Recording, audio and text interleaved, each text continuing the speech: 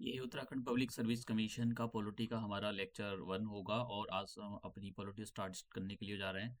आपका जो पेपर है प्री की जो डेट है वो 29 जून 2025 है। अभी तक कोई भी अगर आयोग ने पोस्टपोन नहीं किया तो अभी तक 29 जून ही है। तो लगभग लगभग आपके पास 3 मंथ है। तो सिलेबस काफ़ी वाइड है। इंडियन पॉलिटी का सिलेबस मैंने यहाँ पर ये अपनी जो है इस स्लाइड के अंदर इंक्लूड किया हुआ है। तो सिलेबस को इंडियन पॉलिटी का जो सिलेबस है इन्होंने अलग अलग हेडिंग में डिवाइड कर दिया गया है। तो कुछ सिलेबस इन्होंने ओवरलैप किया हुआ है। तो ओवरलैप सिलेबस मैं आपको जो है एक ही बार पढ़ाऊंगा तो और उसके बाद आपको दोबारा पढ़ने की ज़रूरत नहीं है। फिर उसके बाद में यहाँ पर इंटरनेशनल रिलेशन के नाम से ये कुछ ऑर्गेनाइजेशन जो यहाँ पर इंटरनेशनल रिलेशन के नाम से यहाँ पर दिए गए हैं इन्होंने ये जो पूरा सिलेबस है पीटी का प्रीलिम का जो पूरा सिलेबस है इसके अंदर अलग अलग टॉपिक में डाला हुआ है। जैसे इन्होंने यहाँ पर सार्क डाल दिया, ब्रिक्स डाल दिया, तो और कहीं भी डाला हुआ है।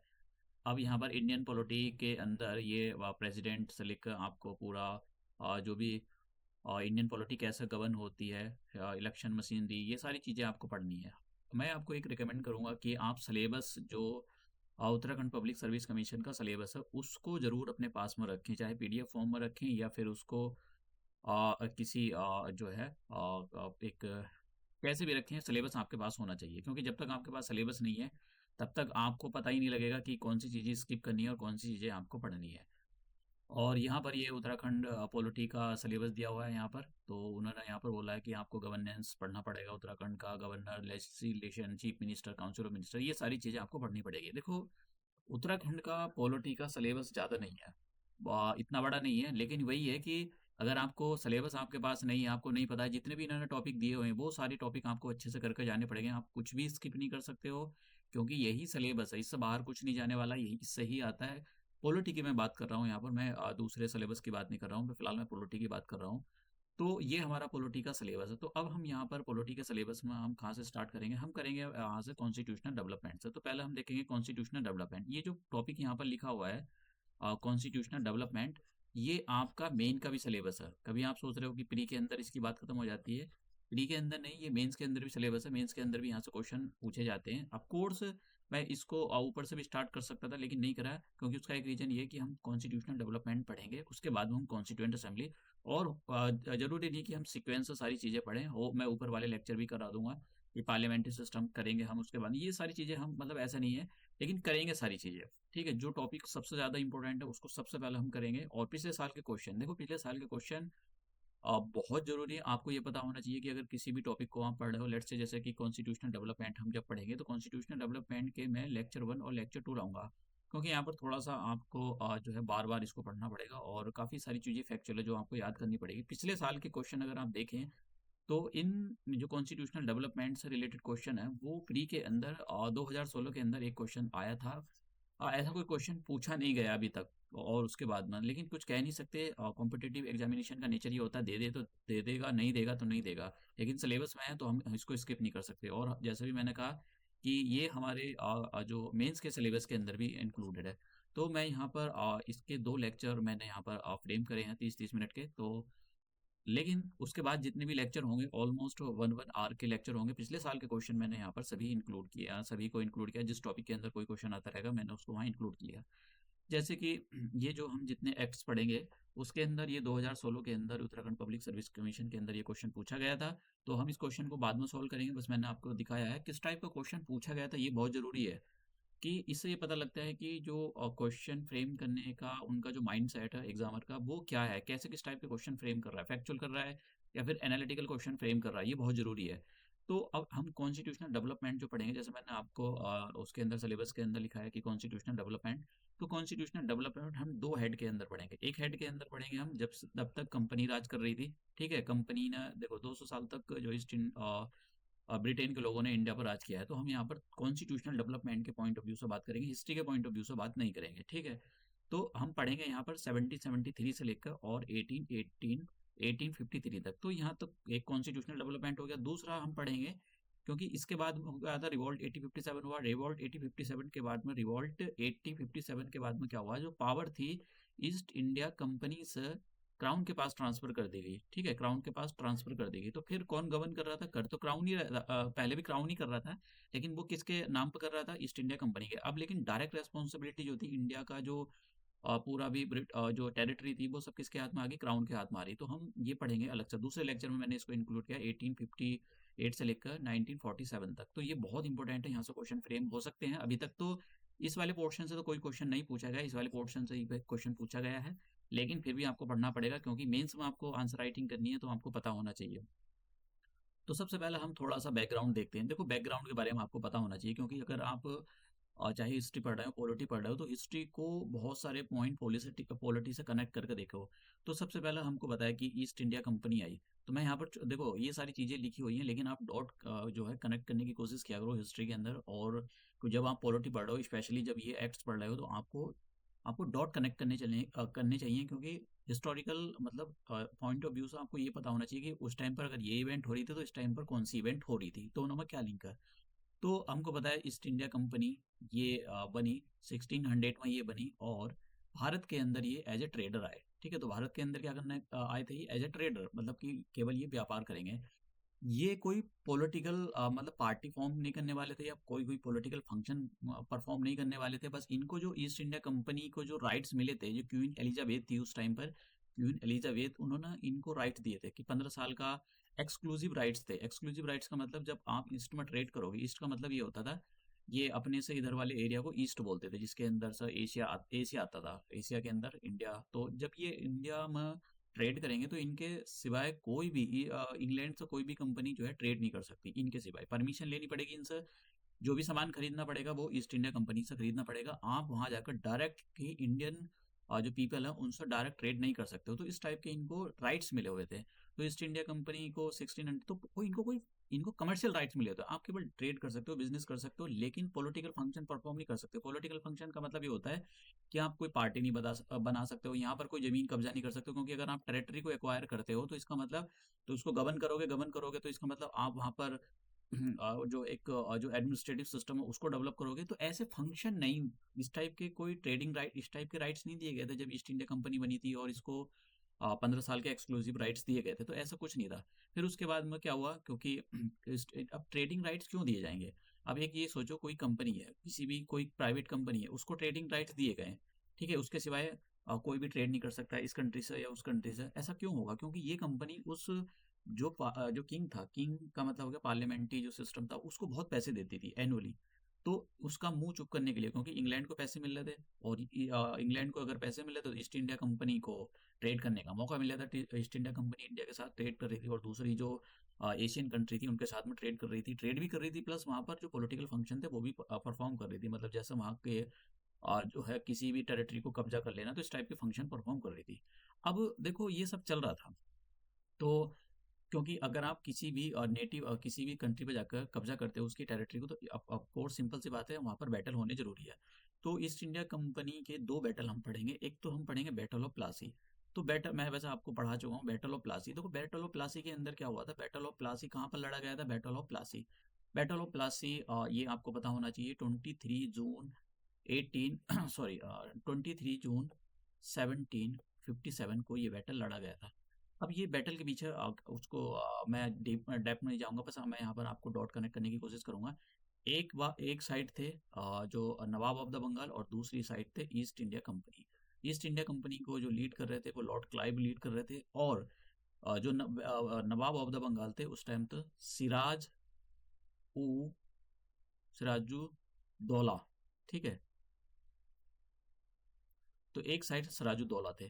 तो क्योंकि सिराजुद्दौला जो था वो काफ़ी अच्छा एक राजा था, और वो उसको पता था कि ईस्ट इंडिया कंपनी को जो स्पेशल ट्रेड प्रिविलेजेस देख के रखी हुई है उसको काफ़ी नुकसान हो रहा है। तो वो जो कंपनी अपनी मनमानी कर रही थी उसको वो नहीं करने दे रहा था। तो ईस्ट इंडिया कंपनी का जो लॉर्ड क्लाइव था उस टाइम पर, ये गवर्नर था। तो इसने क्या किया, एक कंस्पायरेसी रची। ठीक है, और उस कंस्पायरेसी के अंदर जो राजू दौला था उसको मरवा दिया। और ये जो बैटल हुआ था, ये बैटल ऑफ प्लासी के नाम से जाना जाता है, और ये 1757 में हुआ। ठीक है, उसके बाद में क्या हुआ, इसके बाद में ये बैटल खत्म हो गया क्योंकि सिराजू दौला मर चुका था। अब ये दूसरा नवाब बनाया गया, नया नवाब ऑफ द बंगाल। तो new nawab of the Bengal कौन कौन था, मीर जफर। क्योंकि मीर जफर इस कंस्पायरेसी में शामिल था। मीर जफर को ये बोला गया था कि हम तुमको, अगर आप बैटल ऑफ प्लासी के अंदर सिराजुद्दौला को मार देते हो, तो हम, क्योंकि मार ही दिया था, तो हम आपको नया आपको जो है बंगाल का नवाब बना देंगे और उसके बदले आपको जो है हमको कुछ प्रिविलेजेस देनी पड़ेंगी बंगाल के अंदर। तो यही हुआ। सराजुद्दौ ये जो मीर जफर था, मीर जफर ने सिराजुद्दौला को मार दिया, और मारने एक्चुअली मारा नहीं था, मारा तो लॉर्ड क्लाइव ने था, लेकिन ये लड़ने के लिए गए नहीं थे। जब बैटल हुआ तो लड़ने के लिए गए नहीं थे, तो इसकी वजह से क्या हुआ, सिराजुद्दौला को डिफीट मतलब कि इनको मार दिया गया। तो फिर उसके बाद में मीर जफर को नवाब बनाया गया बंगाल का। मीर जफर को जब नवाब बनाया गया तो उसने काफ़ी प्रिविलेजेस दिए ईस्ट इंडिया कंपनी को। उसके बाद में क्या हुआ, मीर जफर को लगे क्योंकि ईस्ट इंडिया कंपनी, देखो ये जो वो हुआ था, पहला वाला बैटल हुआ था, बैटल ऑफ द प्लासी, तो उसके बाद में जो ईस्ट इंडिया कंपनी को ये पता लग गया था कि भाई ठीक है, हम जो है धीरे धीरे बंगाल पर जो है डोमिनेट कर सकते हैं, बंगाल को डोमिनेट कर सकते हैं। अब क्योंकि ये जो मीर जफर था ये इनका पपेट था। अब हुआ यूं, क्योंकि ये जो ईस्ट इंडिया कंपनी थी, ये मीर जफर की जो काम होते थे उसमें इंटरफेरेंस करने लग गए थे। इंटरफेरेंस का मतलब, जो मीर जफर कुछ काम करेगा तो उसमें ईस्ट इंडिया कंपनी की वजह से नहीं, ईस्ट इंडिया कंपनी जो इंटरफेरेंस करेगी, आपको ये करना चाहिए, ये नहीं करना चाहिए, तो उसकी वजह से क्या हुआ, जो मीर जफर था, मीर जफर पूरी तरह से मतलब मीर जफर नाराज हो गया इनसे।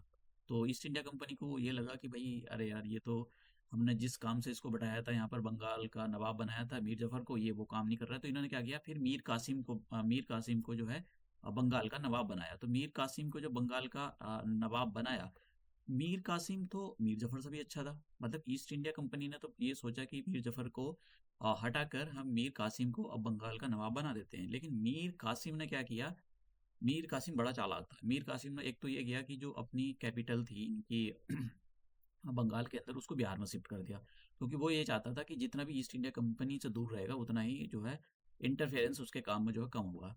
तो इसकी वजह से क्या हुआ, ईस्ट इंडिया कंपनी चिढ़ गई इससे। मतलब और भी दूसरे रीजन थे कि भाई ये इसने कैपिटल इतनी दूर को शिफ्ट कर दी। अब इसने क्या किया, ये जो मीर कासिम था, अब यहाँ पर सुनने वाली बात है, मीर कासिम। तो मैं यहाँ पर केवल मीर कासिम कासिम नाम लिख देता हूँ यहाँ पर, कासिम। तो कासिम ने क्या किया, जो नवाब ऑफ द अवध था, ठीक है, नवाब ऑफ अवध, मैं यहाँ पर वैसे जरूरी नहीं, नवाब ऑफ अवध, अवध भी पढ़ते थे इसको, ठीक है, नवाब ऑफ अवध और शाह आलम सेकंड, शाह आलम, मैं बस आलम ही लिख देता हूँ यहाँ पर, शाह आलम, आलम, ये कौन था, ये था मुगल एम्परर। तो इनके साथ में एक कोalition बनाया, इन्होंने कहा कि भाई जो है ये ईस्ट इंडिया कंपनी, इसको हराना है। तो इन्होंने अपनी जो सोल्जर थे वो इकट्ठा करे, और फिर ये कहाँ पर पहुंचे, बैटल ऑफ बक्सर के अंदर। तो बैटल ऑफ बक्सर होता है फिर, बैटल ऑफ बक्सर। तो बैटल ऑफ बक्सर होता है, बैटल ऑफ बक्सर कब होता है, ये होता है हमारे पास 1764 के अंदर, बैटल ऑफ बक्सर 1764 के अंदर। बक्सर एक जगह है बिहार के अंदर, वहां पर ये बैटल होता है। एक साइड थे कासिम, मीर कासिम, जो नवाब ऑफ द बंगाल था, और शाह आलम मुगल एम्परर, और दूसरा एक साइड इन्हीं साइड था नवाब ऑफ द अवध, जिसका नाम था सिजाउदौला, इसका नाम था सुजाउदौला, सुजा दौला, उल दौला, डी, ये। तो एक और दूसरी साइड ईस्ट इंडिया कंपनी की साइड कौन थे, ईस्ट इंडिया कंपनी की साइड थे लॉर्ड क्लाइव। तो बैटल हुआ। अब इस बैटल में इस बैटल के अंदर, क्योंकि ये जो बैटल लड़ा गया है, एक साइड तो ये कंबाइंड फोर्सेस थी, एक साइड ईस्ट इंडिया कंपनी थी, और ईस्ट इंडिया कंपनी को लॉर्ड क्लाइव लीड कर रहे थे। तो इन्होंने लॉर्ड क्लाइव ने जो है ईस्ट इंडिया कंपनी ने मिलकर जो मीर कासिम था उसकी फोर्सेस को हरा दिया। फिर उसके बाद में एक ट्रीटी हुई, ट्रीटी ऑफ इलाहाबाद। जो ट्रीटी ऑफ इलाहाबाद हुई थी वो ये इसके आपको पता होना चाहिए, काफ़ी इंपॉर्टेंट ट्रीटी थी। ट्रीटी ऑफ इलाहाबाद हुई थी 1765 के अंदर। तो ये जो ट्रीटी थी इसके बहुत सारे पॉइंट, मैं ज़्यादा पॉइंट नहीं हुआ है। तो इसमें क्या हुआ, शाह आलम के साथ में एक ट्रीटी हुई, क्योंकि शाह आलम जो था वो जो था मुगल एम्परर था। तो ऐसे कहने लगा ये लॉर्ड क्लाइव, देखो हम ना जो है मुगलों को हरा दिया। ऐसे नहीं बोला था कि हमने अवध की या नवाब के राजा को हरा दिया, नहीं, हमने हमने जो इस बैटल में हराया है वो अब मुगलों को हराया है। अब ऐसा ऐसा मैसेज पूरे वर्ल्ड में इसने दे दिया कि देखो मुगलों को हरा दिया ईस्ट इंडिया कंपनी ने। तो मतलब इनको ऐसा मैसेज इसलिए देना था, क्योंकि इनको ऐसा अगर मैसेज देते तो इनको बता, तो इतनी बड़ी जो पावर थी, इतने बड़े जो मुगल थे, इनको देखो ईस्ट इंडिया कंपनी ने हरा दिया, तो इसका मतलब east India company is the more powerful than the Mughal. तो फिर इन्होंने मुगलों के साथ में एक ट्रीटी करी, मुगल किसके, शाह आलम के साथ में, कि भाई आपको जो है बंगाल के, एक तो हमको बंगाल, बिहार, उड़ीसा, इसके जो दीवानी राइट है, दीवानी राइट का मतलब होता है कि जो टैक्स कलेक्शन, जो रेवेन्यू कलेक्शन करने के राइट्स है वो हमको दिए जाए, मतलब जो भी टैक्स वैक्स लेना है वो हम ईस्ट इंडिया कंपनी कलेक्ट करेगी। और एक निजामत फंक्शन, तो निजामत फंक्शन का मतलब ये होता है, ये मैंने सब लिखा हुआ है, निजामत फंक्शन का मतलब ये होता है कि जितने भी यहाँ पर पुलिस का फंक्शन हो गया वो ईस्ट इंडिया कंपनी परफॉर्म करेगी, जुडिशरी होगी, एडमिनिस्ट्रेटिव फंक्शन वो सब जो है बंगाल, बिहार, उड़ीसा, इन तीनों जगहों के function east India company perform करेगी। तो आप समझ रहे हो ना कि इन्होंने बैटल ऑफ बक्सर के बाद में अपनी जो एक नींव थी इंडिया के अंदर, जो अब एक होता है कि इन्होंने अपनी नींव रख दी थी, वो रख दी थी, ठीक है, ईस्ट इंडिया कंपनी ने। अब तो यही सब चल रहा था। अब ये जब ये सब चल रहा था, क्योंकि देखो कौन सा साल चल रहा है जब बैटल हो गया, 1765। तो जब 1765 आता है तो उसके बाद में 1773 और भी हिस्टोरिकल पॉइंट थे। तो इससे ये पता लग गया था, जो वहाँ पर इंग्लैंड के अंदर बैठा हुआ राजा था, उसको ये पता लग गया था कि कंपनी जिसको हम ना एक बिजनेस करने के लिए बोला था, वो बिजनेस नहीं कर रही, वो पॉलिटिकल फंक्शन भी परफॉर्म कर रही, मतलब यहाँ पर बैटल करती है और जमीन को अपने कब्जे में ले लेती, तो वो यहाँ पर। तो अब ये जो थे, इनको तभी भी ये थे इंग्लैंड का जो राजा था, इनको ये ज़्यादा इंटरफेरेंस नहीं कर रहे थे। ज़्यादा इंटरफेरेंस इसलिए नहीं कर रहे थे क्योंकि उनको पता है कि भाई कंपनी हमको रेवेन्यू दे रही है तो करने दो जो भी। लेकिन प्रॉब्लम जब हुई कि कंपनी लॉस में जाने लगी, कंपनी ने जो है लोन मांगा वहाँ इंग्लैंड के राजा से। तो अब इंग्लैंड का राजा बोला, भाई एक बात बताओ, कंपनी तो लॉस में जा रही है लेकिन कंपनी के सर्वेंट जो है वो प्रॉफिट कर रहे हैं, तो ऐसा कैसे चलेगा। तो और मिस मैनेजमेंट बहुत ज़्यादा हो रहा था कंपनी के अंदर, करप्शन बहुत ज़्यादा, तो कंपनी के सर्वेंट थे वो बहुत ज़्यादा करप्शन कर रहे थे। और उसकी जो है आज आप जो एक छाव है वो इंडिया के अंदर देखने के लिए मिलती है, क्योंकि इंडिया का जो आप सरकारी नौकरी जितनी भी है उसके अंदर सब जगह करप्शन होता है, तो वो कहीं ना कहीं ये अपनी लीगेसी छोड़ के चलेगा यहाँ पर। तो इसी चीज़ को देखते हुए बंगाल का जो राजा था, बंगाल की जो राजा था, उसने बोला वहाँ की पार्लियामेंट को कि भाई ठीक है, आप जो है एक रेगुलेटिंग एक्ट लाओ जिसका नाम होगा रेगुलेटिंग एक्ट 1773। इस एक्ट के अंदर आप ईस्ट इंडिया कंपनी को कंट्रोल करो, क्योंकि ईस्ट इंडिया कंपनी को जो है वो अपने जो भी हमने उसको फंक्शन दिए थे परफॉर्म करने के लिए, वो उससे अलग भी फंक्शन परफॉर्म कर रही है। हमने बोला था बिजनेस करो, मतलब वो कमर्शियल फंक्शन परफॉर्म करने के लिए बोला था, लेकिन वो इंडिया के अंदर जाकर वहाँ पर ज़मीन कब्जा रही है, तो मतलब वो पॉलिटिकल फंक्शन भी परफॉर्म कर रही है। तो इसी चीज़ को देखते हुए रेगुलेटिंग एक्ट 1773 लाया गया, क्योंकि कंपनी ने लोन मांगा था, तो इसका मतलब ये, और जबकि कंपनी के सर्वेंट प्रॉफिट कर रहे थे। तो इसी सारी चीज़ों को देखते हुए वहाँ को जो राजा था उसको ये लगा कि कंपनी के अंदर जो है बहुत ज़्यादा झोलझाल चल रहा है ईस्ट इंडिया कंपनी के अंदर, उसको कंट्रोल करना जरूरी है, करप्शन है उसको, करप्शन को दूर करना जरूरी है, जो उसके अंदर माल प्रैक्टिस हो रही है उसको रोकना जरूरी है। तो इन्होंने ये एक्ट लाए। तो इस एक्ट का जो काम था वो कंपनी को कंट्रोल करना था, ठीक है, इंडिया के अंदर ऐसा नहीं कोई सुधार उधार करना था, कंपनी को कंट्रोल करना, तो करप्शन वगैरह हो रहा था। क्योंकि सिंपल सी बात है, कंपनी कंपनी अच्छा नहीं कमाएगी तो फिर वो जो जो हर साल एनुअली पैसा देती थी इंग्लैंड में बैठे हुए राजा को, तो फिर वो नहीं जाएगा। कंपनी तो दिखा देगी देखो साहब हम दिवालिया हो गए, हम कहाँ से दे पैसे। तो इसलिए वो ये नहीं चाहते थे कंपनी दिवालिया हो, कंपनी प्रॉफिट करे। और दूसरा एक रीजन ये था कि कंपनी दिवालिया, मतलब कंपनी को बचाना, क्योंकि जो कंपनी के शेयर होल्डर थे जिन्होंने कंपनी में पैसे लगाया था, वो ज्यादातर एलीट क्लास से आते थे, और एलीट क्लास उसमें उनके जो लिंक थे, उनके जो मतलब वो पार्लियामेंट के अंदर भी बैठते थे। तो मतलब ईस्ट इंडिया कंपनी और जो पार्लियामेंट के अंदर जो मेंबर बैठते थे वो सब एक ही थे, उन्हीं की वो कंपनी, तो वो नहीं चाहते थे कि हमारी कंपनी डूबे। तो ये इन सारी चीज़ों को देखते हुए जो है बंगाल, ये जो बंगाल के अंदर ईस्ट इंडिया कंपनी थी, इसका एडमिनिस्ट्रेशन ठीक हो जाए, इसीलिए ये एक्ट लाए थे। अब इस एक्ट के अंदर क्या सुधार किया, इस एक्ट के अंदर एक सबसे बड़ा सुधार तो ये किया, इन्होंने ये बोला जो गवर्नर है बंगाल का, उसको हम गवर्नर जनरल ऑफ बंगाल बोलेंगे, ठीक है। तो डेजिग्नेशन चेंज कर दी, गवर्नर ऑफ बंगाल को इन्होंने गवर्नर जनरल ऑफ बंगाल बोलने लग गया। अब ये जो पहला वाला ऐसा पर्सन कि जो पहला गवर्नर ऑफ द बंगाल था, अब उसको governor general of the Bengal बना दिया गया, वो बैरन हेस्टिंग था। तो बैरन हेस्टिंग एक अभी आगे आएंगे जब मैं बताऊंगा, इसने कुछ थोड़ा सा सुधार भी किया था। डुअल सिस्टम जो स्टैब्लिश किया गया था लॉर्ड क्लाइव के द्वारा, इसने वो खत्म कर दिया। तो डुअल सिस्टम का मतलब ये था कि इन्होंने जब बैटल ऑफ द बक्सर हुआ, उसके बाद वह ट्रीटी ऑफ इलाहाबाद हुई, ट्रीटी ऑफ इलाहाबाद के बाद उसने जो है एक निजामत फंक्शन और दीवानी फंक्शन जो अपने अंदर ले लिए थे, मतलब ईस्ट इंडिया कंपनी परफॉर्म करेगी, जो बंगाल, बिहार, उड़ीसा, इनसे जो भी टैक्स कलेक्ट करना है वो ईस्ट इंडिया कंपनी करेगी, और निजामत फंक्शन मतलब पुलिस फंक्शन हो गए, जुडिशरी फंक्शन हो गए, ये सब ईस्ट इंडिया कंपनी परफॉर्म करेगी।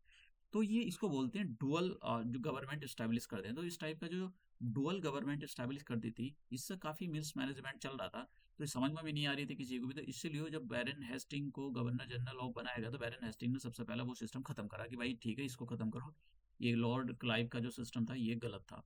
तो इन्होंने ना उसको जो है डुअल सिस्टम को खत्म किया। तो बैरन हेस्टिंग के बारे में आपको पता होना चाहिए। फिर उसके बाद में governor general of the Bengal, governor of the Bengal को गवर्नर जनरल बना दिया गया। उसके बाद में इनको 4 लोगों की एक काउंसिल दी, 4 मेंबर काउंसिल।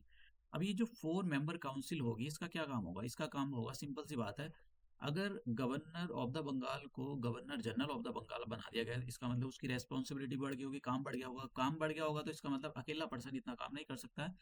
तो उसको, उसके काम को असिस्ट करने के लिए, उसकी हेल्प करने के लिए, किसकी? Governor general of the Bengal की, उसकी हेल्प करने के लिए 4 लोगों की एक काउंसिल बनाई गई, जिसको बोला गया है that is the executive council of the baron Hasting. तो बैरन हेस्टिंग की मतलब गवर्नर जनरल की कौन सी?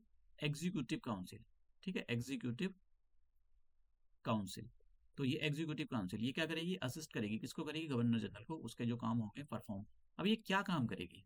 एक तो लॉ बनाएगी ये, आप समझ रहे हो, और दूसरा क्या करेगी? जो लॉ बनाएगी उनको एग्जीक्यूट भी करेगी, एग्जीक्यूट भी करेगी। तो इसका मतलब लॉ मेकिंग काम करेगी ये, ठीक है, लॉ बनाएगी और एग्जीक्यूटिव। आप समझ रहे हो ना, एक ही काउंसिल के पास में लॉ बनाना है, लॉ को इम्प्लीमेंट करना है। हमारी पार्लियामेंट के अंदर क्या होता है? लॉ को अलग बनाया जाता है और लॉ को इम्प्लीमेंट करने वाली एजेंसी अलग होती है। ठीक है, तो ये दोनों एक ही दोनों एक ही बॉडी परफॉर्म कर रही थी। दो फंक्शन थे वो एक ही बॉडी परफॉर्म कर रही थी।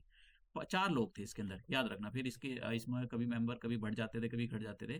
तो अब एक तो ये पॉइंट होगा, बहुत इंपॉर्टेंट पॉइंट है ये। ठीक है, दूसरा पॉइंट ये था कि इस एक्ट के अंदर जो सबसे बड़ा, मैं बोलूंगा सबसे बड़ा जो मतलब दूसरे नंबर का जो डेवलपमेंट था, वो इन्होंने वहां पर एक सुप्रीम कोर्ट बनाया। और इन्होंने ऐसा प्रोविजन रखा इस रेगुलेटिंग एक्ट 1717 दे के कि हम एक सुप्रीम कोर्ट बनाएंगे, और फिर 1774 के अंदर ही सुप्रीम कोर्ट बनाया भी गया।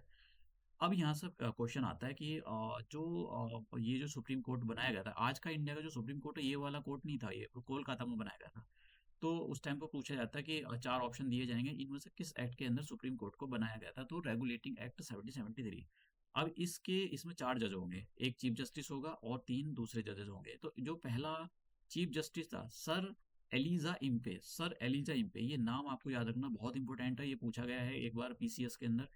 Elijah, sir Elijah Impey, sir Elijah Impey was the first chief justice of this particular supreme court. Supreme court कहाँ पर बना था? ये कोलकाता के अंदर बना था। तो ये बात याद रखना। दूसरा, जैसे मैंने कहा कि कंपनी के अंदर बड़ा मिसमैनेजमेंट चल रहा था, कंपनी के अंदर मिसमैनेजमेंट चल रहा था, जो कंपनी के एम्प्लॉय थे वो तो सर्वेंट थे, वो तो कंपनी में भर भर के कमा रहे थे, कंपनी लॉस में जा रही थी। अब ऐसा कैसे हो रहा है?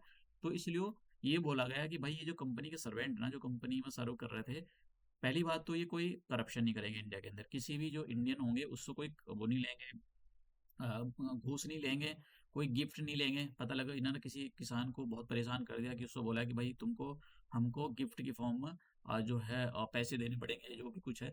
तो ऐसा कुछ भी नहीं ले सकते, ये सब इलीगल कर दिया। और कंपनी के जो सर्वेंट होंगे वो कोई भी प्राइवेट ट्रेड नहीं कर सकते। तो इसकी वजह से कहीं ना कहीं कंपनी को कंट्रोल करने की कोशिश की जाती है। तो इसमें इस वाले एक्ट में आपको एक तो ये वाला पॉइंट याद करने की जरूरत है, दूसरा पहला वाला और तीसरे नंबर का पॉइंट, इनसे क्वेश्चन पूछे गए हैं। ठीक है, अब दूसरा एक्ट चलते हैं। तो यहाँ पर मैंने बताया, अब पिट्स इंडिया एक्ट आ गया। ठीक है, पिट्स इंडिया एक्ट के अंदर ये आपको जान लेना जरूरी है। अब देखो पिट्स इंडिया एक्ट के अंदर क्या हुआ। पिट्स इंडिया एक्ट के अंदर ये कब आया था? 1784 के अंदर, 1784 के अंदर। तो जैसे मैंने कहा, जो गवर्नर जनरल था उसकी जो एग्जीक्यूटिव काउंसिल थी, ठीक है, ये एग्जीक्यूटिव काउंसिल जो थी, ये एग्जीक्यूटिव काउंसिल 4 लोगों की थी। ठीक है, 4 इसके अंदर एग्जीक्यूटिव काउंसिल थी, ये 4 लोगों की काउंसिल थी। तो इसके अंदर एक मतलब एक मेंबर को कम कर दिया गया कि भाई ठीक है, आज मतलब तुम 3 ही मेंबर जो है। इसमें एक्चुअली क्या था, ये एग्जीक्यूटिव काउंसिल जो थी, इसमें वोटिंग राइट था। तो अगर मान लो 2 लोगों ने किसी काम को हाँ कह दिया, दोनों कह दिया ना, तो फिर गवर्नर जनरल के पास एक होता था कि जो है मतलब अगर टाई हो जाती है, मतलब इक्वल इक्वल वोट बढ़ जाते हैं, तो फिर ये वोटिंग कर सकता है। तो ऐसा मतलब गवर्नर जनरल की थोड़ी चले, इसलिए जो है एक बंदे को कम किया गया था। अब यहाँ पर क्या हुआ, जो कंपनी थी, कंपनी 2 काम कर रही थी। एक तो इंडिया के अंदर ट्रेड कर रही थी, जो अपने कमर्शियल फंक्शन परफॉर्म कर रही थी। दूसरा यहाँ पर कब्जा भी कर रही थी जमीन पर, जो पॉलिटिकल फंक्शन के कैटेगरी में आते थे। तो वहाँ पर ईस्ट इंडिया कंपनी के इन 2 फंक्शन को अलग करने के लिए, इंग्लैंड में बैठी थी पार्लियामेंट, उसने इन दोनों फंक्शनों को अलग कर दिया। उन्होंने कहा भाई आप में जो है बहुत, मतलब वो चाहते थे कि कंपनी को मतलब इजी तरीके से जो है गवर्न किया जाए। तो कमर्शियल फंक्शन इसके अलग कर दिए जाए और पॉलिटिकल फंक्शन अलग कर दिए जाए। अब जो कमर्शियल फंक्शन होंगे, मतलब जो ट्रेड वगैरह होंगे, वो इसको कौन कंट्रोल करेंगे? कोर्ट ऑफ डायरेक्टर, जो कोर्ट ऑफ डायरेक्टर जो कंपनी के ओनर थे, वो फंक्शन उनको दे दिए गए, भाई ठीक है तुम जो कमर्शियल फंक्शन जितने भी होंगे, जो ट्रेड वेड करोगे वो तुमको दे दिए। कोर्ट ऑफ डायरेक्टर ओनर होते थे कंपनी के। और जो पॉलिटिकल फंक्शन थे, पॉलिटिकल फंक्शन जो है ईस्ट इंडिया कंपनी के अंदर भी एक बोर्ड बनाया गया, बोर्ड ऑफ कंट्रोल। अब ये जो बोर्ड ऑफ कंट्रोल था, ये ऐसा नहीं कि ये कोर्ट ऑफ डायरेक्टर से ऊपर होता था, ये कोर्ट ऑफ डायरेक्टर के नीचे ही होगा। लेकिन ये कोर्ट ऑफ डायरेक्टर से कोई भी पेपर मांग सकता है। अगर कोर्ट ऑफ डायरेक्टर ने मान लो कि आप कोई इन्होंने मान लो कि इन्होंने 100 करोड़ रुपए का कुछ बिजनेस कर रहे हैं, तो इनसे मांगेगा भाई आपने जो 100 करोड़ का बिजनेस करा है उसका सारा लेखा जोखा हमको दिखाओ। तो ये बोर्ड ऑफ जो कंट्रोल होगा, इसके अंदर जो लोग बैठे हुए हैं वो राजा, जो वहां पर पार्लियामेंट थी, वो अपॉइंट करता था इन लोगों के, इनके लिए। तो बोर्ड ऑफ कंट्रोल एक नई बॉडी बनाएगी। बोर्ड ऑफ कंट्रोल का क्या काम होगा कि भाई कंपनी के जितने भी पॉलिटिकल फंक्शन होंगे, ठीक है, वो आपको देखने पड़ेंगे। ठीक है। अब ये जो है बोर्ड ऑफ कंट्रोल जो है, ये कंपनी के किसी भी जो भी इनके पेपर होते थे उसको मांग सकते थे कि भाई दिखाओ जरा हमको चेक करने हैं तुम्हारे पेपर। तो लेकिन सब ये जो है जो बोर्ड ऑफ कंट्रोल थे ये ऊपर नहीं थे, ये जो कोर्ट ऑफ डायरेक्टर थे इनसे ऊपर नहीं थे। तो ऐसा इन्होंने जो है मतलब कंपनी थोड़ी सी ठीक ठाक से गवर्न करती की जाए, इस टाइप से इन्होंने एक प्रोविजन करा। तो यहाँ पर ये वाला जो मैंने यहाँ पर दूसरे नंबर के पॉइंट है, ये वाले इंपॉर्टेंट है। बाकी इतना इम्पोर्टेंट नहीं है इसके एक्ट के अंदर। देखो मैंने यहाँ पर हर चीज़ को इंक्लूड नहीं है, क्योंकि एक तो यहाँ से क्वेश्चन ही बहुत कम पूछे जाते हैं। और जितने जो भी है, क्योंकि ये एक्ट आपको लगता है मैंने यहाँ पर कोई एक स्लाइड के अंदर खत्म कर दिया, ये इनके एक्ट के तो पेपर के पेपर भरे पड़े हैं। ठीक है, 50-50 डॉक्यूमेंट है इनके। तो आप वो सब याद करना करना वो सब मुश्किल हो जाता है। तो अपने कॉन्स्टिट्यूशनल डेवलपमेंट के क्या क्या चल रहा था उसी के पॉइंट ऑफ व्यू से पढ़ो। अब दूसरा एक्ट आता है चार्टर एक्ट 1813। तो 18 चार्टर एक्ट 1813 के अंदर क्या हुआ, देखो मैंने यहाँ पर इसके अंदर सब दे रखा है जो भी मैं यहाँ पर बोल रहा हूँ, लेकिन आप समझते जाओ।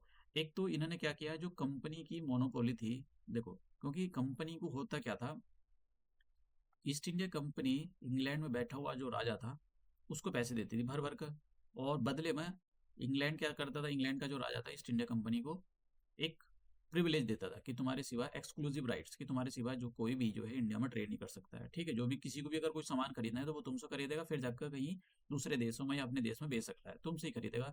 वहां पर डायरेक्ट जाकर निगोशिएशन नहीं कर सकता इंडियन लोगों के साथ कि भाई देखो इंडिया के लोगों के साथ में जाकर वो कॉटन खरीद ले, यहाँ से मसाले खरीद ले और फिर जाकर इंग्लैंड में भेज दे, ऐसा नहीं कर सकता है वो। ठीक है, अगर ऐसा करेगा तो राजा के पास अपने सोल्जर होते थे, मरवा देगा उसको। तो ऐसा सब लोग डरते थे राजा से कि भाई कोई भी। तो ईस्ट इंडिया कंपनी को अब क्या किया इस एक्ट के अंदर, जो ईस्ट इंडिया कंपनी को, ईस्ट इंडिया कंपनी के ट्रेड खत्म और ट्रेड राइट खत्म कर दिए गए। ट्रेड राइट का मतलब ये होता था जो एक्सक्लूसिव राइट्स थे। एक्सक्लूसिव राइट्स का मतलब कि ईस्ट इंडिया कंपनी के सिवाय कोई ट्रेड कर ही नहीं सकता इंडिया के अंदर और चाइना के अंदर। ठीक है, तो ये राइट्स खत्म कर दिए गए। लेकिन कुछ यहाँ पर रिलैक्सेशन दिया गया, इन्होंने ये कहा कि भाई इंडिया के अंदर जो ट्रेड कर सकते हो टी और ओपीएम के अंदर। ठीक है, तो इसके सिवाय टी के अंदर और ओपीएम के सिवाय आपके सिवाय कोई ट्रेड नहीं कर सकता, आपको एक्सक्लूसिव राइट्स है। लेकिन बाकी राइट्स खत्म कर देते हैं कि भाई अगर कोई दूसरी कंपनी आती है इंडिया के अंदर और वो मसालों में ट्रेड करना चाहती है, फिर वो डायरेक्ट इंडिया से खरीद सकती है, आप उसको जो मना नहीं कर सकते हो। ठीक है, और इनको ये बोला गया आप ट्रेड, आपको जो है एक्सक्लूसिव राइट्स है कि आप चाइना के साथ ट्रेड कर सकते हो। तो इन दो चीज को छोड़कर कंपनी के जो मोनोपोली थी वो खत्म कर दी गई। इसी पर क्वेश्चन पूछा गया था। ठीक है, इसी पर क्वेश्चन पूछा गया था वो 2016 के अंदर, कि किस एक्ट के अंदर, चार्टर एक्ट 1830 के अंदर जो है कंपनी की मोनोपोली को, कंपनी की जो कमर्शियल मोनोपोली थी वो खत्म कर दी गई थी। ठीक है, मोनोपोली का मतलब यही सब होता है कि भाई कंपनी को जो स्पेशल राइट्स दिए गए थे कि भाई तुम्हारे सिवाय कोई ये सामान खरीद नहीं सकता है और इंग्लैंड में खरीद कर मतलब ये बेच नहीं सकता है, तो ये राइट्स केवल ईस्ट इंडिया कंपनी को, तो अब वो खत्म कर दिए गए। फिर दूसरा इसका जो पॉइंट है, इसके अंदर इस पॉइंट के अंदर ये अलाउ कर दिया कि जो क्रिश्चियन मिशनरीज होते थे वो अपनी क्रिश्चियनिटी को इंडिया के अंदर फैला सकते हैं। ठीक है, इंग्लिश को प्रोपोगेट कर सकते हैं। तो कहीं न कहीं ये चाहते थे कि इंडिया के जो लोग हैं ये इनको लगता था इंडिया के लोग बेवकूफ़ हैं, तो इंडिया के अंदर जाकर जो लोग हैं, गरीब-गरीब लोग हैं, उनको क्रिश्चियनिटी में बदला जाए। क्रिश्चियनिटी को जितने ज़्यादा से ज़्यादा हो सके उसको फैलाया जाए। तो एक ये भी इनका बहुत इंपॉर्टेंट पॉइंट है। दूसरा, जो कभी एग्जिस्टेंस में आया नहीं, इन्होंने कहा कि इंडियन एजुकेशन सिस्टम, क्योंकि ये चाहते थे, देखो इंडिया के अंदर क्या पढ़ाया जाता था, इंडिया के अंदर वेद पढ़ाए जाते थे, वेदास पढ़ाया था, भगवत गीता, ये गीता, वो गीता, ऐसी चीज़ों को पढ़ाया जाता था। तो ये उनके पास कोई साइंटिफिक नॉलेज नहीं थी इंडिया के लोगों के पास। तो ये चाहते थे कि इंडिया के लोगों को ऐसी चीज़ पढ़ाई जाए जिससे वो हम उनको रिक्रूट कर सकें, अपनी ईस्ट इंडिया कंपनी में रिक्रूट कर सकें, उनसे कुछ काम कराना हो।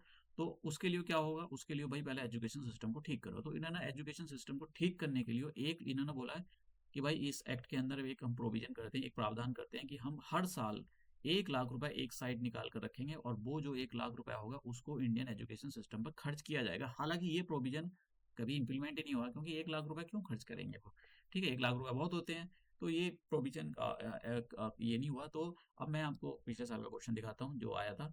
विच act of the British parliament abolished the East India company monopoly over the trade in India? तो answer is the charter act of the 1813। तो इस टाइप के क्वेश्चन आए हैं, यही क्वेश्चन आया 2016 में। 16 में अभी तक कोई क्वेश्चन ऐसा आया नहीं है। अब दूसरा चार्टर एक्ट आता है, चार्टर एक्ट ऑफ द 1833। तो इस एक्ट के अंदर क्या किया गया, देखो, जो इस अब देखो यहाँ पर क्या था दूसरे वाले एक्ट के अंदर, कंपनी की मोनोपोली पूरी तरह से खत्म नहीं करी थी। उनको रिया मतलब कि उनको थोड़ा रिलैक्सेशन दिया गया कि भाई हम इंडिया के साथ जो ट्रेड कर सकते हो, किसके अंदर, ओपीएम के अंदर और टी के अंदर, इसमें आपको एक्सक्लूसिव राइट्स मिले हुए हैं। लेकिन दूसरी चीज़ों में आपकी ट्रेड मोनोपोली खत्म कर दी गई है। और ट्रेड आप चाइना के साथ ट्रेड कर सकते हो, इसमें आपको पूरी तरह से पूरे राइट्स मिले हैं। लेकिन चार्टर एक्ट ऑफ द 1833 के अंदर इनको कंपनी की पूरे राइट्स खत्म कर दिए। क्योंकि अगर आप उस टाइम का इतिहास पढ़ो, तो उस टाइम पे हो ये रहा था कि दूसरे जो कंपनियां थी वो भी चाह रही थी कि भाई हम भी तो प्रॉफिट कमाएं। आपने ईस्ट इंडिया कंपनी को इतना ट्रेड प्रिविलेज देकर रखा हुआ है। पहले वहाँ के जो राजा था उससे बोल रहे थे ये लोग पार्लियामेंट में कि भाई हमको भी तो अधिकार दो, ईस्ट इंडिया कंपनी के ट्रेड प्रिविलेज खत्म करो, ये जो एक्सक्लूसिव राइट्स आपने दे रखा है कि ईस्ट इंडिया कंपनी के सिवाय कोई भी ट्रेड नहीं कर सकता है इंडिया के अंदर, तो ये सब खत्म करो, हम भी ट्रेड करना चाहते हैं, हम भी आपको पैसे देना चाहते हैं, तो सबको फ्री करा जाए। क्योंकि उस टाइम पर लिबरलिज्म जो है जोर पकड़ रहा था इंग्लैंड के अंदर। तो इसी चीज को देखते हुए ये जो इंग्लैंड की पार्लियामेंट थी उनके पास बहुत प्रेशर था कि भाई किसी ना किसी तरह से ईस्ट इंडिया कंपनी को आप खत्म करो। अब खत्म भी नहीं कर सकते थे पूरी तरह से, क्योंकि भाई जो इंग्लैंड के जो पार्लियामेंट थी उसके अंदर जो बैठे हुए लोग थे पार्लियामेंट के अंदर, उनकी कंपनी थी। अब वो कैसे चाहेंगे कि उनकी कंपनी इतना तगड़ा प्रॉफिट कमा रही है वो खत्म हो जाए, तो वो भी नहीं चाहेंगे। तो इन्होंने क्या काम किया, कंपनी के जो कमर्शियल फंक्शन थे उसको खत्म कर दिया। ठीक है, कंपनी आज से कोई ट्रेड नहीं करेगी, मतलब ट्रेड करेगी लेकिन उनको जो ऐसा नहीं है कि जो एक्सक्लूसिव राइट्स जो उनको देकर रखे थे इनके सिवाय और भी दूसरी कंपनियां ट्रेड कर सकती हैं। तो कंपनी को यहाँ पर पूरी तरह से एक प्योरली एडमिनिस्ट्रेटिव बॉडी बनाई गई कि भाई ये जितने भी फंक्शन है वो सारे परफॉर्म करेगी। अब जो ये वाला पॉइंट मतलब वैसे तो इतना इम्पोर्टेंट पॉइंट नहीं है। इसमें जो सबसे ज़्यादा इम्पोर्टेंट पॉइंट है ये है कि जो गवर्नर जनरल ऑफ बंगाल था, इन्होंने अब ये बोलने लग गया उसको कि भाई गवर्नर जनरल ऑफ इंडिया बोलेंगे। आप समझ लो, गवर्नर जनरल ऑफ बंगाल को अब गवर्नर जनरल ऑफ इंडिया बोलेंगे। तो इन्होंने जो है जो डेजिग्नेशन थी उसको चेंज कर दिया, governor general of the Bengal को बोलने लगे गवर्नर जनरल ऑफ इंडिया। और लॉर्ड विलियम बेंटिंग ऐसे पहले पर्सन थे जिनको first governor general of India बनाया गया। ये बहुत इंपॉर्टेंट क्वेश्चन है। ठीक है, ये दूसरा वाला जो पॉइंट है ये बहुत इंपॉर्टेंट क्वेश्चन है। ठीक है, पूछा गया है अलग अलग पीसीएस में। अब यहाँ पर इस एक्ट के अंदर, चार्टर एक्ट ऑफ 1833 के अंदर एक प्रावधान था कि हम लॉ कमीशन बनाएंगे। ठीक है, लॉ कमीशन बनाएंगे। लॉ कमीशन किसके अंडर बनाने का, लॉर्ड मैकॉले। लॉर्ड मैकॉले के अंदर एक लॉ कमीशन बनाने की मांग की गई। ये question Himachal Pradesh public service commission हो गया, Uttar Pradesh public service commission हो गया, बिहार पब्लिक सर्विस कमीशन हो गया, अलग अलग पब्लिक सर्विस कमीशन में ये क्वेश्चन पूछा गया। जब भी लॉ कमीशन न्यूज में होता है और मैं करंट अफेयर में कवर कराता हूँ तो मैं हमेशा इस पॉइंट को रखता हूँ, क्योंकि ये क्वेश्चन बहुत इंपॉर्टेंट क्वेश्चन है। ऐसा पूछा जाता है कि फर्स्ट लॉ कमीशन किस एक्ट के अंदर बनाया गया, तो चार्टर एक्ट ऑफ द 1833 के अंदर ये जो कमीशन बनाया गया था। इस फर्स्ट लॉ कमीशन के मेंबर कौन थे, चेयरमैन कौन थे, that is the Lord Macaulay. ये बहुत इंपॉर्टेंट क्वेश्चन है, ठीक है, हिस्ट्री के पॉइंट ऑफ व्यू से भी और वैसे भी। और उसके बाद आता है हमारा last act, charter act of the 1853। This is the last act. अब इस एक्ट के अंदर क्या हुआ, देखो अब समझो यहाँ पर इस एक्ट के अंदर क्या हुआ। इस एक्ट के अंदर ये हुआ, जो गवर्नर जनरल की एग्जीक्यूटिव काउंसिल थी, मैं सीधा एग्जीक्यूटिव काउंसिल लिखता हूँ।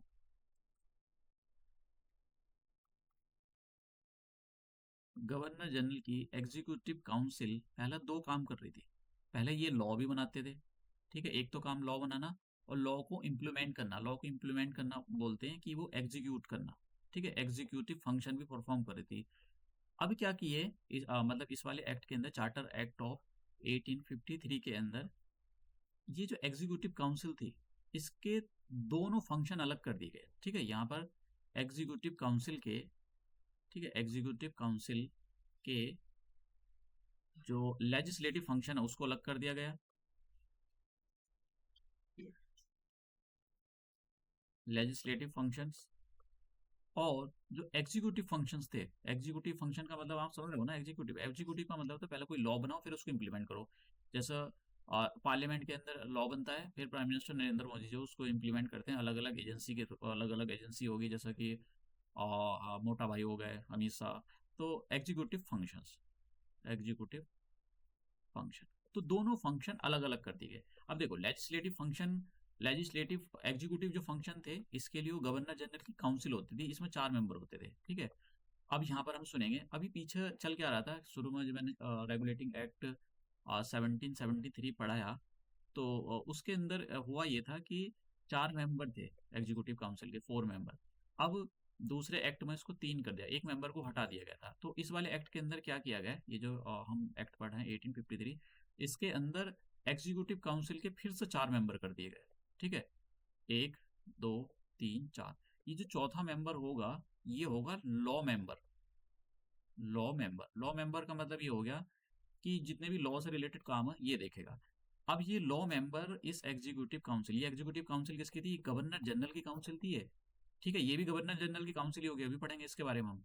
तो ये जब भी लॉ बनाएंगे, लॉ मतलब एग्जीक्यूटिव काउंसिल और ये लेजिस्लेटिव काउंसिल कंबाइन में होकर जब लॉ बनाएंगे, तो ये लॉ मेंबर इस एग्जीक्यूटिव काउंसिल का पार्ट होगा जब लॉ बनाएंगे। लेकिन अगर लॉ को इम्प्लीमेंट किया जा रहा है, जब ये लॉ मेंबर इसका पार्ट नहीं होगा, तब ये 3 ही मेंबर हो गए। अब लॉ के लिए इन्होंने क्या किया, इन्होंने 6 लोग और दे दिए इनको, ठीक है। ये जो एग्जीक्यूटिव काउंसिल है, 4 तो इसके अंदर हो गए और 6 लोग और दे दिए, ठीक है। एक कौन हो गया, एक हो गया हमारा गवर्नर जनरल। तो कितने लोग हो गए, 4 ये हो गया, एक गवर्नर जनरल हो गया और 6 लोग और दे दिए। और उसके बाद में मद्रास, बॉम्बे, इलाहाबाद और आगरा और और कौन, और एक सुप्रीम कोर्ट का जज, इसके लोग भी यहाँ पर जब भी लॉ बनेगा तो वे भी बैठेंगे यहाँ पर लॉ बनवाने के लिए।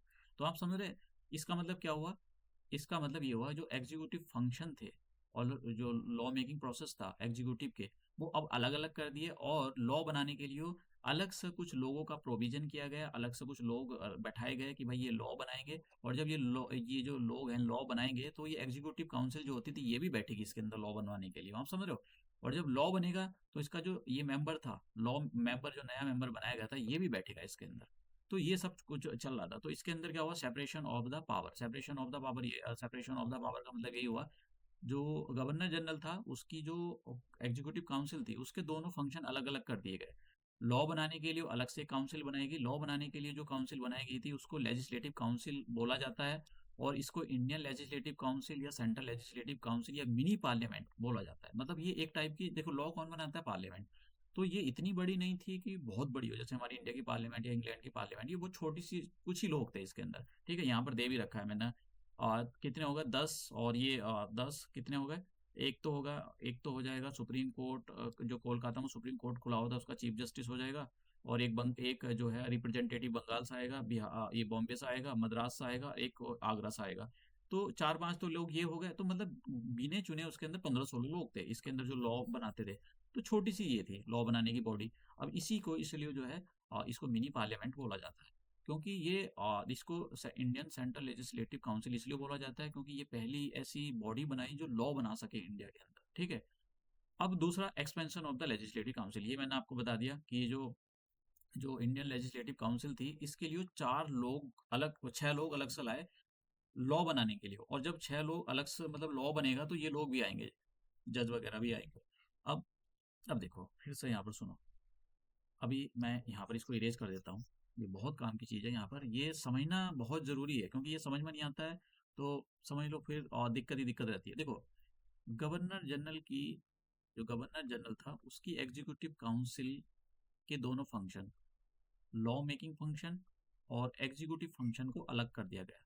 तो एग्जीक्यूटिव फंक्शन में 4 मेंबर होते थे, 4 मेंबर्स, ठीक है। और ये जब लॉ बनेगा तो इसके लिए 6 लोगों का प्रोविजन किया गया, 6 लोगों को जो है गवर्नर जनरल अपॉइंट करेंगे। अब ये 6 लोगों में से 4 लोग तो इंडियन होंगे, ठीक है। लोकल रिप्रेजेंटेशन, लोकल, अब ये लोकल रिप्रेजेंटेशन कहाँ से आएगा, लोकल रिप्रेजेंटेशन मैंने कहा कि ये बंगाल से आएगा, कहाँ से आएगा, बॉम्बे से आएगा, मद्रास से आएगा और आगरा से। इन 4 जगह से इनको अपने अपने रिप्रेजेंटेटिव ये यहाँ भेजेंगे। इसलिए बोला जाता है कि ये जो एक्ट था इसने local representation, local representation law making के अंदर आए, इसका ये पहला कदम था, ठीक है। इस एक्ट ने ओपन कंपटीशन सिस्टम को इंट्रोड्यूस किया। ओपन कंपटीशन सिस्टम क्या होता है? देखो अभी अभी मैं बता देता हूँ। अभी बहुत सारे एग्जाम होते हैं, जैसे कि चलो ये उत्तराखंड पब्लिक सर्विस कमीशन ले लेते हैं। उत्तराखंड पब्लिक सर्विस कमीशन हो गया। इसके अंदर क्या होता है, एग्जाम अभी फॉर्म निकलेंगे, नोटिफिकेशन आएगा, फॉर्म निकलेंगे, तो ऑल इंडिया में कोई भी भर सकता है। जो भी जो भी इन्होंने क्राइटेरिया मांगा हुआ, अगर उस क्राइटेरिया को कोई भी फुलफिल कर देता है, वो चाहे साउथ इंडिया का ही हो, इंडिया का सिटीजन, चाहे वो सिक्किम का हो, नॉर्थ ईस्ट का हो, कोई भी भर सकता है इसको। आप समझ गए? तो जो भी उस पूरे क्राइटेरिया को, एग्जाम निकालना, इंटरव्यू देना, मेंस में लिखना, अच्छे मार्क्स निकालना, वो सारी जितनी मेडिकल जो भी जिस चीज़ में मांगा हुआ है वो सारी फुलफिल कर देना। अगर वो सारी चीज़ों को फुलफिल कर देता है तो उसको सेलेक्ट कर लिया जाएगा। तो इसको बोलते हैं कैसा है, इक्वल अपॉर्चुनिटी। सबको इक्वल अपॉर्चुनिटी, मेरिट बेस है। मतलब जो भी आपने आपकी जो आपने अपना दिमाग लगाकर एग्जाम निकाला, उस पर आपका सिलेक्शन हुआ, ना कि आपका क्या कलर है, आप किस कैटेगरी से आते हैं, किस रेस से आते हैं, उस बेसिस पर आपका सिलेक्शन नहीं हुआ, ठीक है। और सबको इक्वल अपॉर्चुनिटी, तो इसी को बोलते हैं ओपन कंपटीशन सिस्टम। समझ गए आप? तो ये ओपन कंपटीशन सिस्टम, इसमें पहली बार इस एक्ट के अंदर इसको इंट्रोड्यूस किया गया था। तो इसके अंदर ये बोला गया कि भाई आप किसी भी कास्ट के हो, किसी भी कलर के हो, आप इस एग्जाम को निकाल दो, आपका सिलेक्शन हो जाएगा, आप सिविल सर्वेंट बन जाओगे। और उसके बाद में लॉर्ड मैकॉले कमेटी बनाई गई थी, ये बहुत इंपॉर्टेंट कमेटी है। ठीक है, 1854 के अंदर। देखो क्वेश्चन कैसे पूछे जाते हैं, जब क्रोनोलॉजी के आजकल होने लगा क्या, क्रोनोलॉजिकली ऑर्डर में अरेंज करें, तो क्रोनोलॉजिकली ऑर्डर में अरेंज करने वाले क्वेश्चन आजकल ज़्यादा आ रहे हैं। चाहे वो आप कोई सा भी पीसीएस उठा लो, उसका एक रीजन ये है क्योंकि डेट याद करना बहुत मुश्किल होता है। एक डेट के बाद दूसरी डेट, तीसरी डेट, चौथी डेट, पांचवी, इनको अरेंज करना बहुत मुश्किल होता है। इसलिए वो, अब हो सकता है ये वाला पॉइंट ना है, लेकिन ये जो कमेटी है, Macaulay committee on the civil servant, मैं द फॉलोइंग करा सकता है कब बनी थी, ठीक है। या फिर बहुत सारी कमेटी दे देगा, इनको अरेंज करे, क्रोनोलॉजिकली अरेंज करे, तो डेट बहुत जरूरी है ये, ठीक है। तो ये जो हमने अपने जो लेक्चर वन है वो कंप्लीट कर लिया है। और जैसे मैंने कहा है, मैं दूसरा जो लेक्चर लाऊंगा, देखो थोड़ा सा ये इसमें रट्टा मारना पड़ेगा आपको, ऐसा नहीं कि आपको सारी चीज़ें आसानी के साथ मिल जाए। तो ये वाला लेक्चर हमने कंप्लीट कर लिया, और नेक्स्ट लेक्चर जो होगा मेरा वो ये 1858 से लेकर 1947 तक क्या हुआ, क्या कॉन्स्टिट्यूशनल डेवलपमेंट। मैं आपको यहाँ पर रिकमेंड करूँगा कि आपको इसको लेक्चर को अच्छे से सुनना चाहिए, क्योंकि मेंस के अंदर जो भी कॉन्स्टिट्यूशनल डेवलपमेंट हुआ था वो एक्चुअली यहाँ से ज़्यादा निकला था। यहाँ से इतना, इस वाले से इतना कॉन्स्टिट्यूशनल डेवलपमेंट नहीं निकला था। तो कॉन्स्टिट्यूशनल डेवलपमेंट जो है उसमें भी गवर्नमेंट ऑफ इंडिया एक्ट 1935, ये बहुत इंपॉर्टेंट है। ये वाला जो एक्ट है मतलब बहुत बहुत इंपॉर्टेंट है, इससे शॉर्ट नोट कुछ भी आ सकता है। तो आपको इस पर जो है शॉर्ट नोट, क्रिटिकली एनालाइज, जो भी कुछ करना है, पॉजिटिव नेगेटिव पॉइंट, ये इस एक्ट को आपको तैयार रखना चाहिए। तो ये मैंने आपको क्वेश्चन करा दिया, तो इसका जो आंसर है वो सी था। और ये मैंने आपको सिलेबस दिखाया कि क्या क्या सिलेबस था, और इस सिलेबस के अंदर हम ये कॉन्स्टिट्यूशनल डेवलपमेंट कर रहे हैं। कॉन्स्टिट्यूशनल डेवलपमेंट के इसके बाद जो है एक लेक्चर आएगा, वो भी कॉन्स्टिट्यूशनल डेवलपमेंट का होगा। और उसके बाद में जितने भी लेक्चर होंगे, मैंने एक कॉन्स्टिट्यूशनल ये कॉन्स्टिट्यूंट असेंबली और प्रेम्बल को एक लेक्चर के अंदर किया है। और जो बेसिक फीचर हैं ये कॉन्स्टिट्यूशन के, जैसे कि पार्ट्स हो गया, आर्टिकल्स हो गए, मैंने इनको अलग अलग अलग लेक्चर के अंदर इंक्लूड करा है, क्योंकि इतने सारे आर्टिकल याद करना, शेड्यूल करना, तो ये बहुत मुश्किल हो जाएगा। फंडामेंटल राइट्स को केवल दो लेक्चर हो जाएंगे इसके, क्योंकि बहुत बड़ा है और इससे क्वेश्चन आते ही आते हैं। Directive principle of the state policy का मैं कोशिश करूंगा इसको एक एक लेक्चर के अंदर कराऊं। लेक्चर बड़ा हो जाएगा, लेकिन कोशिश कराएगी कि एक ही लेक्चर में हो जाए। तो ये सिलेबस दिखाया। एग्जाम डेट मैंने आपको बता दिया, आपका 29 जून को है। अभी तक कोई अगर कुछ नहीं हुआ है, क्योंकि उत्तराखंड पब्लिक सर्विस कमीशन का रिकॉर्ड खराब रहा है, तो अगर यही रहा तो एग्जाम आपका 29 जून को ही होगा। और यही होगा आपका 29 जून को ही। तो लगभग लगभग आपके पास 3 मंथ से ज़्यादा टाइम है नहीं चीज़ों को रिवाइज करना। और सिलेबस बहुत ज़्यादा वाइड है, ये मैंने केवल आपको पॉलिटी पॉलिटी का दिखाया। तो पिछले साल के क्वेश्चन आप रिवाइज करते रहें, उससे आपको पता लगेगा कि सिलेबस किस टाइप का सिलेबस है और किस टाइप के क्वेश्चन आते हैं। तो ये लेक्चर हम यहीं ख़त्म करते हैं और अपने नेक्स्ट लेक्चर में मिलते हैं।